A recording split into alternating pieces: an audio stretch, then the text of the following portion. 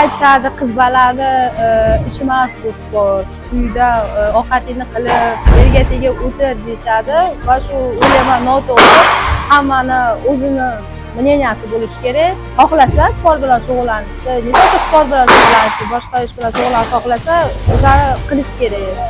Ishontirish kerak ota-onasini. Ota-onasini ishontirsa bo'ldi. O'ziga ishonsa, qilayotgan ishini bilsa bo'ldi. Hammasi yaxshi bo'ladi.